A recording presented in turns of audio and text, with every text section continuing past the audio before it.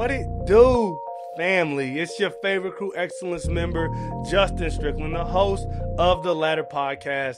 So excited to have you today. So excited to be here with you today. It's an honor, it's a privilege. If this is your first episode, welcome to the crew. We're so glad to have you. And if you are a returner, welcome back. I hope you had a good week. Today, I got a really dope topic for you. We're going to talk about burnout, which is a very real thing. I'm going to give you 5 ways you can avoid burnout. We're going to talk about it. I'm going to tell you what it is, and I'm going to tell you how to avoid it, this is vital to leadership. And we talk about generational leadership, continuity in leadership. This is very important for leaders to maintain their energy and direction with where they're trying to take people, okay? So, what is burnout? It's kind of a feeling that most people say is kind of like depression, but you cannot be clinically diagnosed with burnout. It's something that happens where you just kind of feel where you are working, what you are doing, where you are living has kind of run its course. You can feel emptied of purpose, emptied of energy, emptied of direction. You feel like you're at a place in your life where you don't have anything else to give, right? That's why the term burnout, think about like a candle and it burns out, right? Where now it no longer can smell good. It no longer can provide light. That's what happens to people all the time. And it's happening more and more frequently because of different ways generations think. Older generations didn't burn out because they just assumed they were supposed to be tired, right? So they would be exhausted from their job or their current life state or stance. And instead of burning out, they would just keep at it. They were, especially the baby boomers, they are the work hard generation. They just hammer, which is cool for them.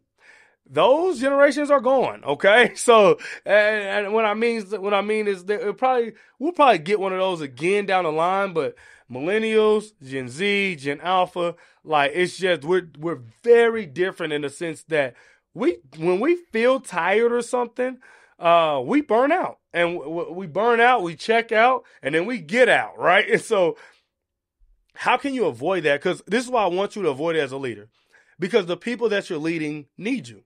Which is why you are leading them, which is why they've asked you to lead them, which was why they followed you, is because they believe in you. They believe in where you're taking them. They believe in how you said they can get there. And you burning out cuts that vision short. And so I want to give you some real tools so that as a leader, you can lead as long as the Lord will have you. Okay?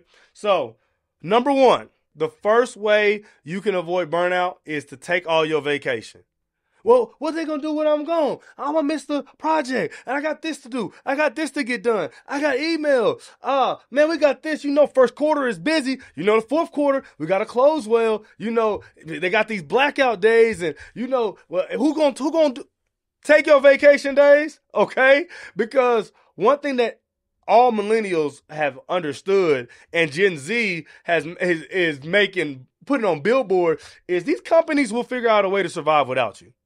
Right? Like, think of like when you get fired or if you die or if you quit, they're going to replace you and these companies are going to keep going.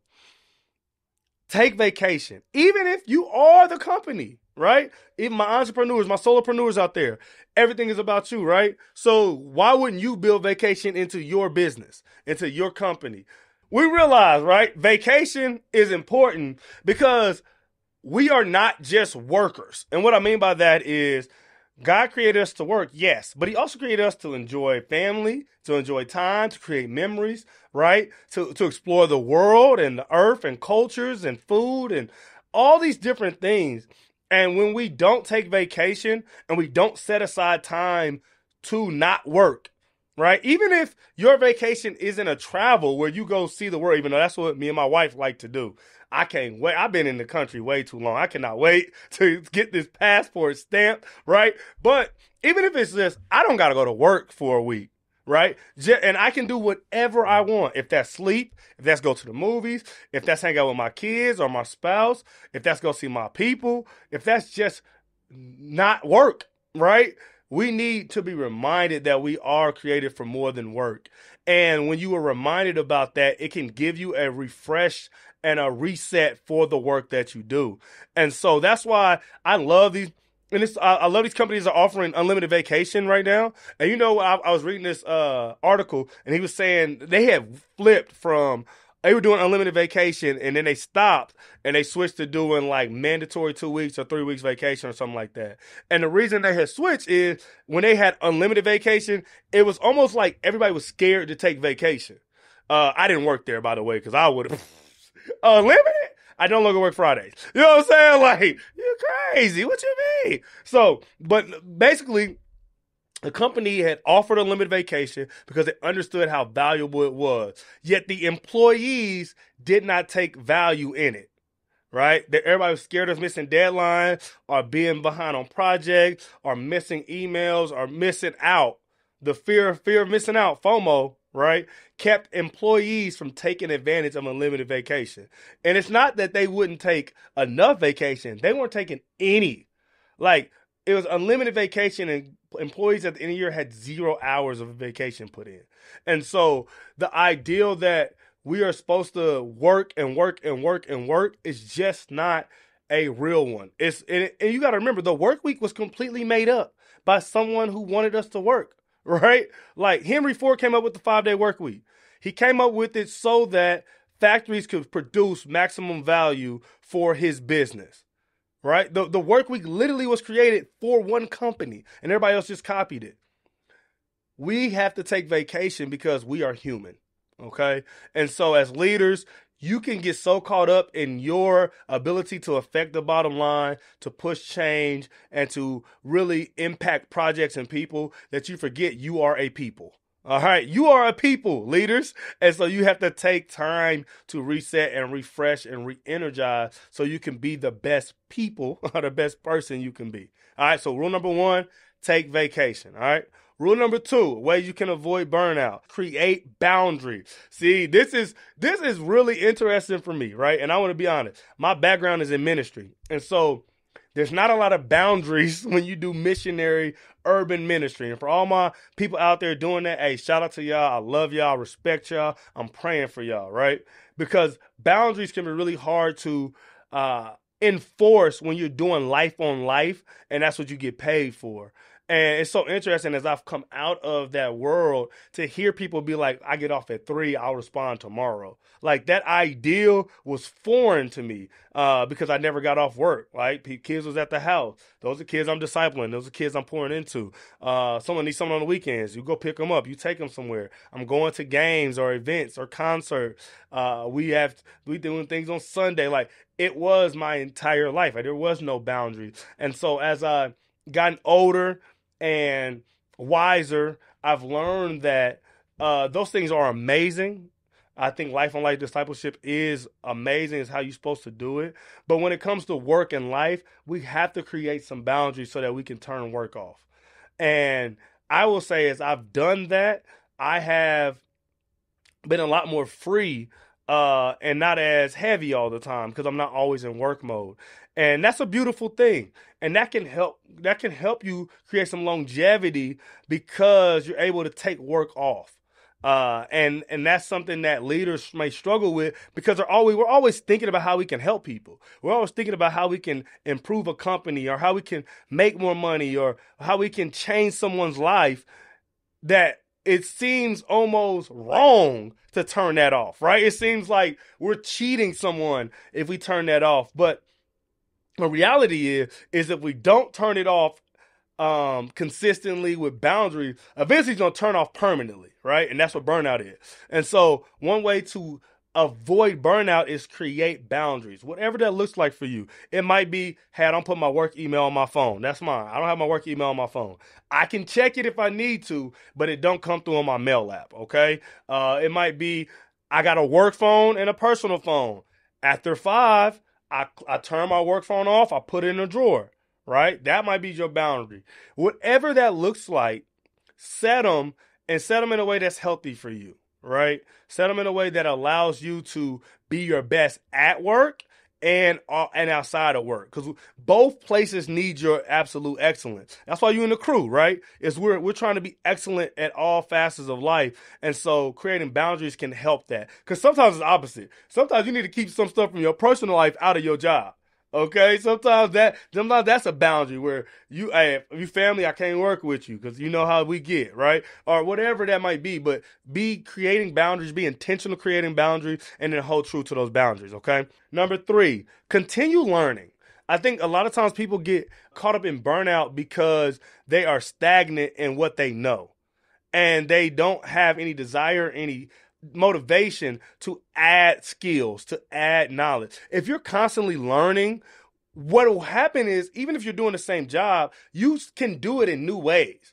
You can do it with a different approach. You can have a more efficient approach, of innovative approach. There might be new methodology that comes out that affects the way you do what you do. And if you're constantly learning that, then it can be the same job, but a new way every 10 years, 5 years, 2 years, annually. Different things, different projects, different law, different creative variations can change your job if you want them to, right?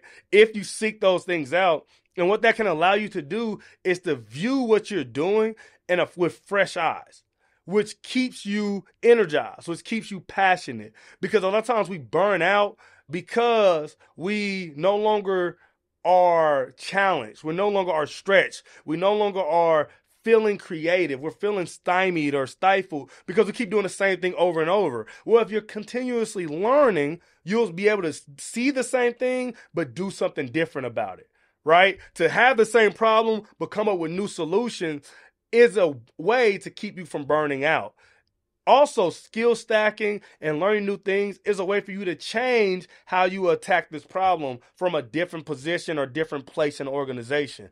By continuing learning, getting a certification, getting a new degree, going through a management or leadership program that your company offers. What that does is set you up for when other positions open up, you could take them, which will give you new life and new breath. You're still in the same industry, still working with the same people, but you might have a different way and approach to attack it because you've learned some new things. That's why I do Crew Excellence. That's why we got the Hope Institute. We're providing resources so that if you want to keep learning, if you want to be the most excellent leader that you could absolutely be, we have resources for that. I want you to have access to that because I don't want you to burn out. I want to protect leaders from experiencing burnout because the more excellent leaders we have, the better life is for everybody. Excellent leaders at the grocery store, at fast food, at the car dealership, at church, whatever it may be. If we have excellent leaders in place, we all will have a great experience when we have life. It's when we have leadership gaps and people fall short. It's when we experience trauma, we experience turmoil, we experience things that like, bro, this ain't supposed to work like this, right? Number 4. All right, be honest, you might not like this one. You got to exercise, okay? You got to say no to some of the food that you're eating, some of the times that you're watching TV. You have to set aside time to take care of your body. And the reason is when you exercise, you release hormones and all these different, I was about to say a whole bunch of scientific words, but you ain't here. This ain't Bill Nye. You make your body happy, okay? When you exercise, your mind gets clarity. These are all things that are scientifically proven. And anybody that exercises will tell you they feel way more energetic for their day. They feel way more focused on their work when they're consistently working out, okay? And you don't have to become a power lifter. You don't have to become a marathon runner, but you got to do something. It's got to be consistent and it's got to be challenging to you wherever you're at so that you are able to get something out of your body. Because sometimes people burn out because their bodies break down. They're not taking care of themselves and they burn out because they slow down a step or two and they no longer can get the things done that they need to get done, right? And so I want you to protect your body because I want you to be around for a long time. I think you have a lot to offer the world. And the last thing I want the world to do is suffer because you wouldn't exercise for an hour and a half a week. Think about 30 minutes, 3 days a week can really change your life. And the idea that you don't have that is just not true. It's just not true. And I know it's not true because Facebook and Instagram and TikTok are multi-billion-dollar companies, right? So I know you have an hour and a half. I know you do. Now, you got to convince yourself that you're worth it, that your legacy, that your leadership is worth you investing time into your body. Okay? So that's number 4, exercise. Number 5, the 5th one, you got to get some sleep. I talk to Gen Zers, I talk to Generation Alpha all the time, millennials too, but Gen Z and Gen Alpha, hear me out. You gotta sleep, bro. Like, you gotta put the phone down, you gotta turn the TV off, and you have to get rest. The reason that God rested on the 7th day wasn't because he was tired. He's God. But the reason God rested on the 7th day is he was modeling something for us, for humanity, which is we need rest. And thankfully, we have time every day that we can set aside to sleep. You're supposed to sleep a third of your life, 8 hours out of 24. You got to sleep. The longer you go without sleeping, the more and more aggravated you get, the more easily frustrated you are, the less you can focus, you can remember, the more exhausted you'll feel, the more caffeine addicted you'll become, right? The more your brain is unable to reset, the more stimulation it'll need. These are all things that will prevent you from going to sleep. I talk to people all the time who tell me they can't sleep, and I say, well, what's your routine? When do you put your phone down? When do you get off the TV? What is your bedroom set up like? What do you do in your room other than sleep? Like, there are so many ways that you can practically get good sleep. There are ways to learn how to do it. And I'm telling you, understanding how to get good sleep is lightweight a superpower. Because going hard all day, exercising, leading with excellence, loving your family, right? Getting in your hobbies, and then being able to turn that off and get 7-8 hours of sleep. The next day, you're going to be a monster again, right? You're going to be excellent again. Some of us are only excellent twice a week because we only go to sleep on time twice a week.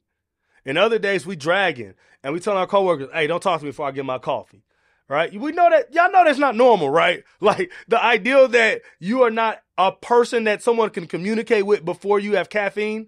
Like, you get some sleep, y'all. Like, be able to allow your body, your mind to reset. And what will happen is you'll realize you have a lot more energy to do a lot more things. And one of those things is whatever God created you to do.